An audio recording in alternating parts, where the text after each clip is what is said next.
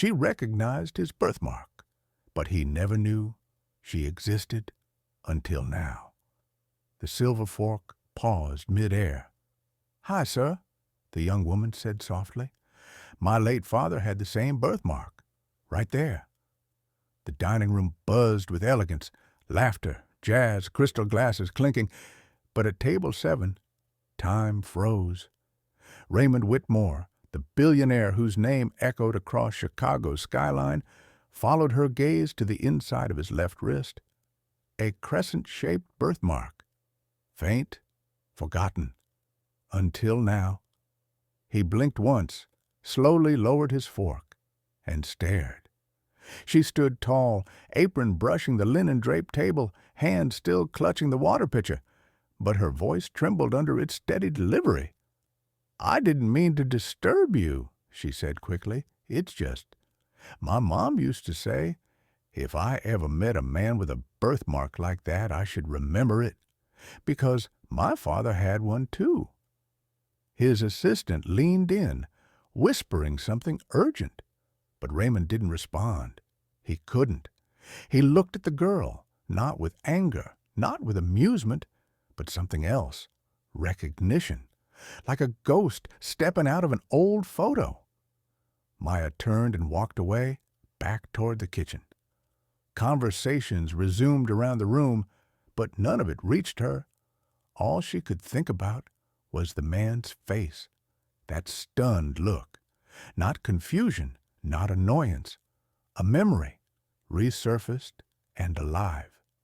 Back at her locker, her manager's reprimands barely registered. Unprofessional boundaries. VIP experience. Words that floated in and out, meaningless. That night, as the wind curled through the South Side alleys, Maya sat in silence. She didn't cry. She didn't write. She just stared at the photograph taped to her mirror. Her mother, Elise, age 21, holding baby Maya in a hospital gown.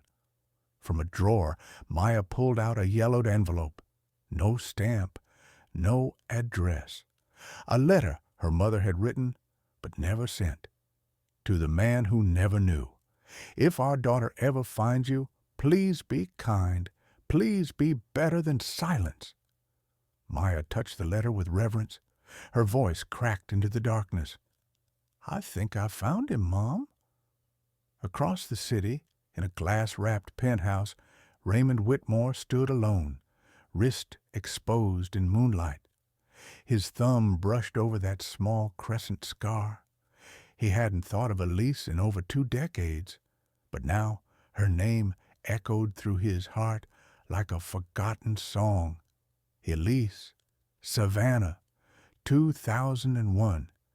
She was the girl with dust-colored eyes and paint-stained fingers, the one his family had warned him about, the one he didn't have the courage to fight for, the one who vanished without goodbye. He never knew she was pregnant. Now, a young woman, full of fire and presence, stood before him with her mother's eyes. Could it be? Maya sat still, hands trembling, her throat thick with questions. All her life, she had believed her father had simply vanished. But what if he hadn't? What if someone had erased her mother instead? The next morning, her blog post was no longer a draft. She hit publish. By midday, it had spread across quiet corners of the internet. Forums for children of absent parents, groups for black artists, and even a few op-eds about wealth, memory, and accountability. Raymond read every word from his desk. "I don't want inheritance. I don't want headlines. I want answers. I want to know if the man behind billion-dollar buildings remembers the woman with paint on her hands. And if he doesn't, then I want him to try." He closed the laptop slowly. Inside him, something settled, and something else broke. He had spent decades building legacies, crafting an image of perfection and power. But none of it prepared him for the quiet force of a 21-year-old voice asking if he remembered love. He picked up the phone. "Theo," he said, calling his trusted investigator. "I need a contact number for Maya William." There was a pause. "May I ask why?" "I'm requesting a meeting." Another pause. "And what do you hope she'll say?" Raymond sighed. "I'm not hoping for anything. I'm hoping to listen."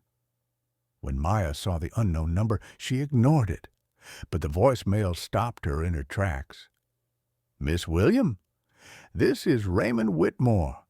I'd like to speak with you privately, at your convenience." She didn't call back that day, or the next. Instead, she took the train to Mrs. Evans' apartment, the one place in the city that still felt like home. The older woman was pruning plants by the front window, humming an Ella Fitzgerald tune. "He reached out," Maya said from the doorway. Mrs. Evans didn't look up. "And what did you say?" "Nothing yet." "That's still saying something." Maya stepped inside, dropped her bag, and sat on the couch. "Do you think he knew all this time?" Mrs. Evans finally turned, her eyes wise but weary. "Some men don't ask the question because they're afraid of the answer. Others, because they already know." Maya stared out the window. A kid zoomed by on a bike, laughing. Her heart ached. "Do I meet him?" she whispered. "That depends," Mrs. Evans said. "Are you looking for a father, or just the truth?" Maya didn't answer. She wasn't sure she knew. That evening she stood on the corner of Jackson and 19th, phone glowing in her hand. One number, one chance. She dialed. It rang once. "Mr. Whitmore?" she said softly. "Yes, Maya," came the calm reply. She nodded instinctively, forgetting he couldn't see her. "I got your message." "Thank you," he said. "Would you allow me to meet you? Tomorrow morning? Just to talk." She hesitated. The word caught in her throat. Then she remembered her mother's letter. Be better than silence. "Yes," she said. 10 a.m. I'll send the cafe address." She hung up. Something inside her shifted, not disappeared, but moved. The cafe was small, warm, lined with local artwork. Maya chose it intentionally. If she was going to meet the man who might be her father, the walls around her would remember her mother. Raymond was already seated in the back. No assistant, no distractions, just him, and a folded coat. When he saw her, he stood. "Maya." She nodded. "Mr. Whitmore." He gestured to the seat across from him. She sat but didn't remove her coat.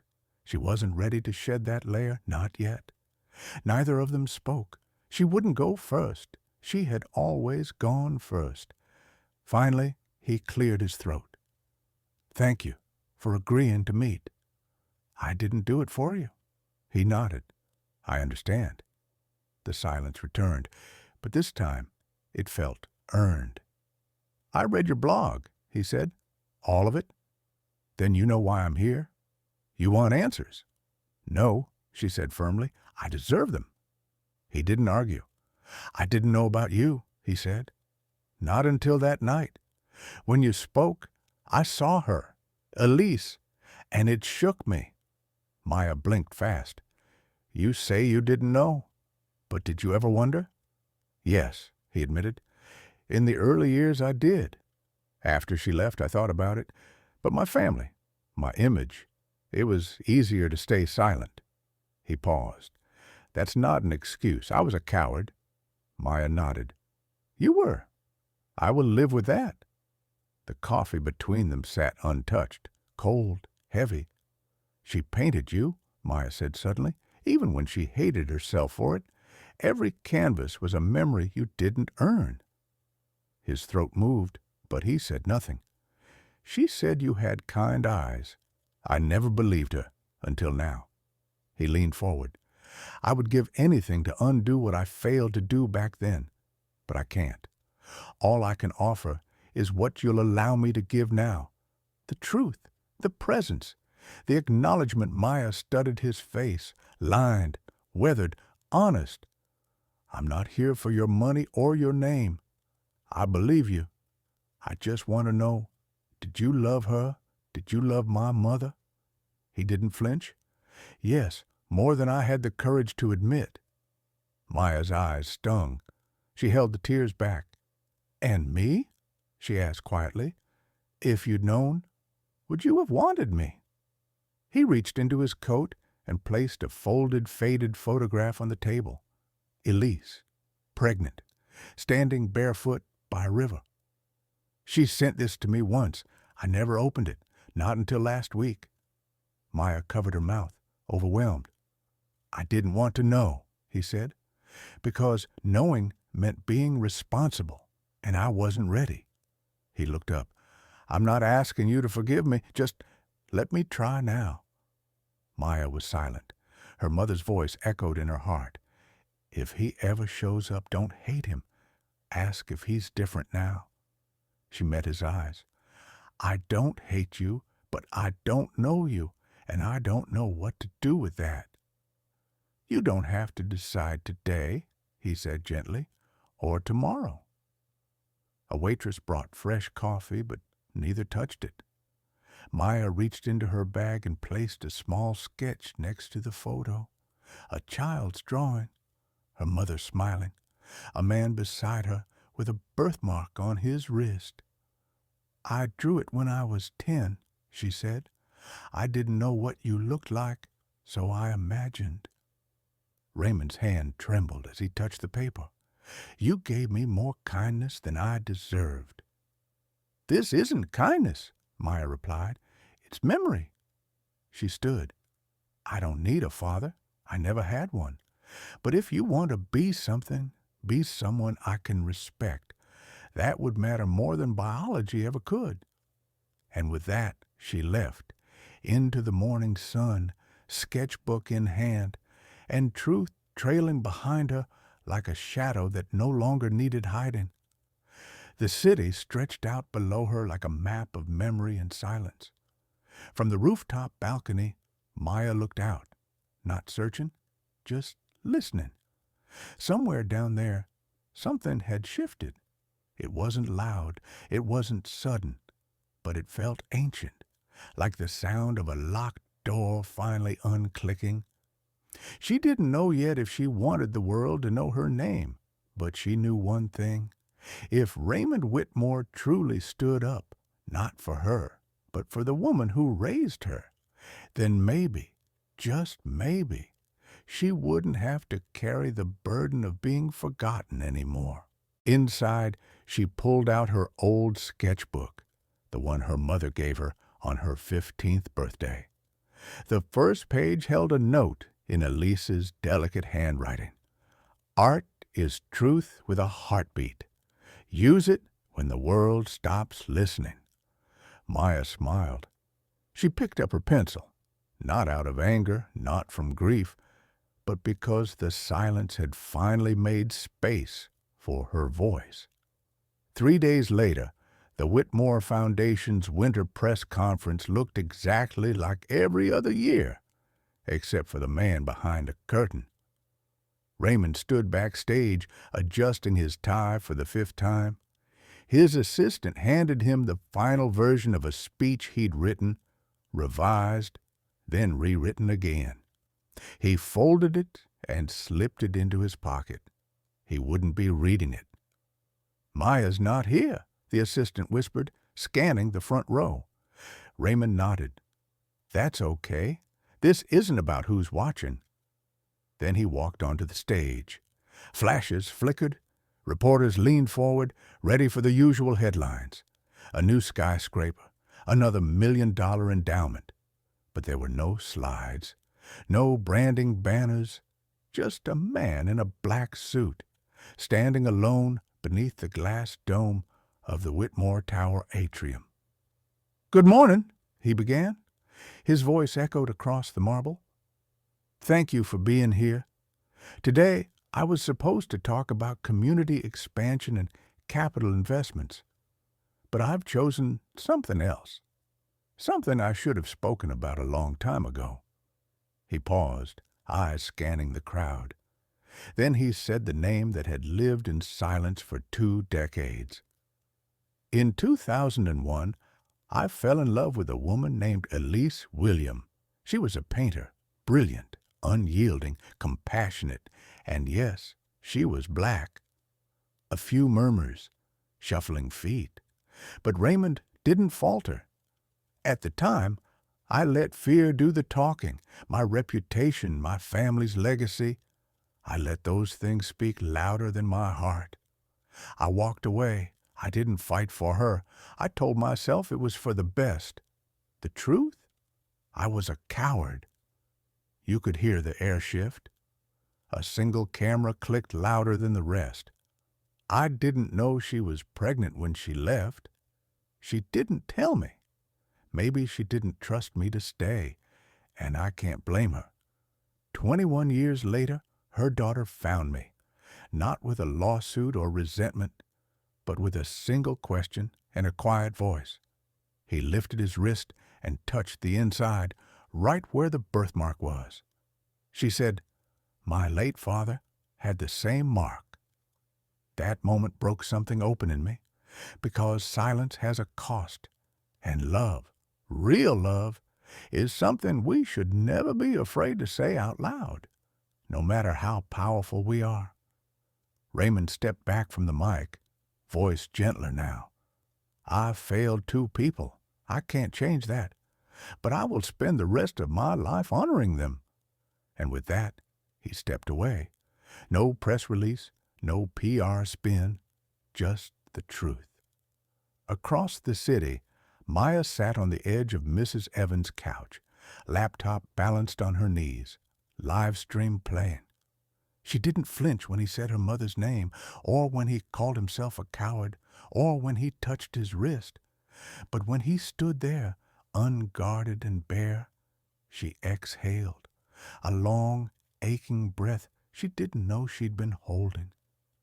"He did it," Mrs. Evans whispered, dish towel slung over her shoulder. Maya didn't reply. Her hands were clenched tight in her lap, her eyes unmoving. That night, Maya walked alone through Lincoln Park, bundled in Elise's old coat. The lake wine bit at her cheeks, but she didn't mind. She passed frozen trees and quiet statues until she reached the bronze figure of a painter, her mother's favorite, one they used to sit beside while sketching the light. From her bag, Maya pulled a letter. She'd written it the night before, unsure if she'd ever send it. She unfolded it and read it one last time. "Mr. Whitmore, thank you for saying her name. Thank you for saying mine. I didn't know what I wanted that day in the cafe, but maybe I just needed to see if the man you used to be could face the woman I've become. You did, and that matters. I don't know what comes next, but I'm open to one conversation at a time." Maya. She folded the note and placed it gently in the statue's bronze hand. Just a gesture, not for anyone else, but for herself. A symbol. Then she turned and walked away. The next morning, Raymond found the letter on his desk. No return address. Just her handwriting. He read it 3 times. Then he placed it next to the sketch Maya had drawn as a child, and beside Elise's old letters. 3 quiet artifacts on one desk. 3 stories, no longer hidden. And for the first time in years, Raymond didn't feel alone in his office. He felt seen. "I missed everything," Raymond said softly. "But if you'll let me, I'd like to be here for what comes next. You don't have to forgive me. I just hope one day you'll let me earn a place in your life, not out of obligation, but because you believe I can add something honest to it." Maya folded the letter and tucked it into her coat pocket. "Let's get some coffee," she said, surprising even herself. "There's a place 2 blocks from here, nothing fancy, but their peach cobbler tastes just like hers." Raymond smiled, this time without hesitation. "Lead the way." They walked side by side down a quiet Savannah street. No headlines, no stage lights. Just two people, once strangers, now something else. Something fragile, undefined, but real. Above them, magnolia branches swayed gently in the breeze, whispering stories only trees remember. The cafe was simple, brick walls painted white, a ceiling fan that squeaked with every turn, a chalkboard menu smudged from use. The tip jar was just a mason jar with a note that read, "Give what you can, get what you need." To most, it was ordinary. To Maya, it was sacred. Her mother used to bring her here after chemo sessions, whenever she was strong enough to leave the house. Elise would sit by the window with a steaming cup of tea, napkin in her lap, sketching strangers with a pen that always ran out halfway through. Now, years later, Maya sat at the same table, this time across from the man who might have once sat here too. If only he'd made a different choice. Raymond took a small bite of cobbler. Your mother had good taste. She usually did, Maya said quietly, except when it came to trusting silence. He didn't flinch. She deserved more than I gave her. She deserved to be fought for. Maya looked at him. Why didn't you? His fork paused mid-air. He set it down slowly and met her gaze. I was raised to believe the world belonged to men like me, as long as we didn't make waves. My father made it clear. Love her, and you lose everything. Money, respect, inheritance, and I was too young or too afraid to see that staying silent cost me more than anything they could have taken. Maya didn't reply. She sipped her tea and let the truth settle between them like steam from the cup. You said something at the gallery, Raymond continued, about wanting to be known, not just as someone's daughter, but as someone whose story matters. I want you to know you matter, Maya, not because you're my daughter, but because of who you've become, despite everything I wasn't. The words weren't polished, but they were honest, and that mattered more. Maya glanced down at the silver locket around her neck, the one he'd given her at the cemetery. Her thumb traced its smooth edge. You know, she said, when I was little, I used to imagine you showing up at school. Parent-teacher night, the art show. I didn't care if you were rich, I just wanted someone to show up. Raymond's jaw tightened. I hate that I wasn't there. I don't need you to hate it, Maya replied. I need you to carry it, so you don't repeat it. He nodded slowly. I'm trying. She leaned back in her chair. And I'm trying to let you. That's the hard part. Outside, the rain had started, soft and southern, the kind her mother used to paint in long blue streaks across brown paper. Maya stood and pulled her coat tight around her shoulders. Walk me to the train station. Of course, Raymond said, already rising and reaching for his umbrella. They walked in silence, past antique shops, empty porches, and bookstores with fogged-up windows. Their footsteps were softened by the wet sidewalk, their pace unhurried. Under the awning at the station, Maya turned to him. This doesn't fix everything, she said. There's a lot we'll never get back. I know, he replied, but it's something, a beginning. She studied him for a moment, the man who once stood for legacy but now carried something heavier and more human, humility. My mom used to say love wasn't just about being there, Maya said. It was about staying, even when it hurts. I'm not leaving, Raymond said quietly, and for the first time, she believed him. She stepped forward and hugged him, not long, not tight, but full. When she pulled away, her voice was steady. Next year, same day, magnolia tree. Raymond's eyes softened. I'll be there, even if you're not. Maya smiled, then stepped onto the train. She didn't look back, not because she didn't care, but because for once she didn't have to wonder if he'd disappear. Raymond stood on the platform long after the train had vanished from view. His umbrella hung useless at his side. The rain streamed down his face, but he didn't wipe it away. He didn't feel water. He felt permission to feel, to regret, to begin again. Back in Chicago, a week later, Maya returned to the art studio where she taught on weekends. One of her students, a wide-eyed 10-year-old, asked, "Do grown-ups get scared?" "All the time," Maya answered with a smile, "but some of them keep showing up anyway." That night, she opened her sketchbook and added a new drawing. 3 hands, one weathered with time, one small and new, one that held both, and on each wrist a crescent-shaped birthmark. Not a label, a legacy, rewritten, because sometimes family isn't made in hospital rooms or holiday dinners. Sometimes it's forged in rain, in silence, in the truth, spoken late, but spoken nonetheless. And sometimes it begins with a choice someone once failed to make, finally made,